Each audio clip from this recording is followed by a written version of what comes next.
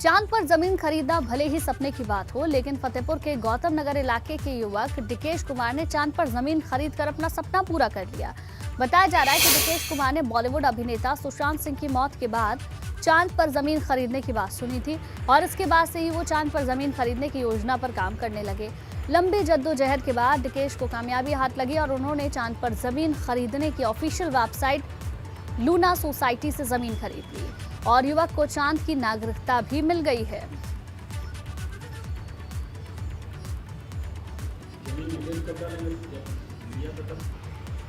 तो देखिए, ये आपको बता दें, चांद पर घर लेने का सपना भी अब पूरा हो चुका है।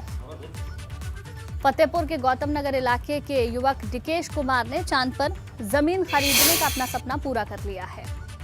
जब सुशांत सिंह राजपूत ने सुसाइड किया तो उसके बाद टीवी पे एक न्यूज़ चली कि सुशांत सिंह राजपूत ने चांद पे ज़मीन खरीदी हुई है। तो उस समय ये सोच हुआ करती थी कि कोई बड़ा आदमी चांद पे ज़मीन खरीद सकता है। तो उसके बाद कुछ दिनों बाद फिर एक न्यूज़ चली कि बिहार के एक शख्स ने चांद पे ज़मीन खरीदी है। फिर उसके बाद राजस्थान के एक शख्स की न्यूज़ चली। तो उसके बाद एक लूना सोसाइटी करके एक कंपनी है, वो चांद पे ज़मीन सेल करती है। तो जब हम उनकी ऑफिशियल वेबसाइट पे गए तो मैंने देखा कि वहाँ पे अच्छा $1 खर्च करके आप भी अपना ये ख्वाब पूरा कर सकते हैं। तो वहाँ पे जब मैं गया तो मुझको 1.5 महीने पहले मैंने उनकी वेबसाइट पे जाके चेक किया तो मुझको वहाँ पे ज़मीन उपलब्ध थी। तो मैंने वहाँ पे ज़मीन खरीदा।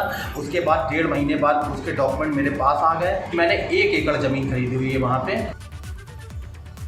यूपी के चुनावी संग्राम में यकीनन समाजवादी पार्टी मजबूत विपक्ष के तौर पर उभर कर सामने आई, लेकिन लोकतंत्र में जरूरी नहीं है नेता इस ताकत को समझे। दरअसल बरेली के भोजपुरा से सपा विधायक शहजल इस्लाम ने भाजपा पर निशाना साधते हुए कहा कि विरोधियों की बोली का जवाब वो गोली से देंगे।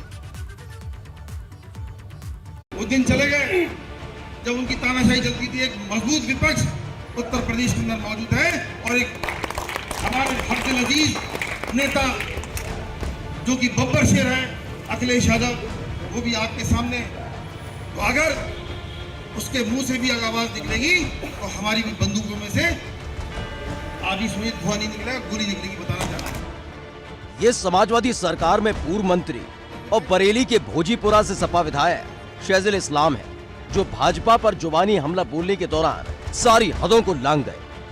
वो दिन चले गए जब उनकी तानाशाही चलती थी। एक मजबूत विपक्ष उत्तर प्रदेश के अंदर मौजूद है और एक हमारे हर्ष अजीज नेता जो कि बब्बर शेर है अखिलेश यादव, वो भी आपके सामने।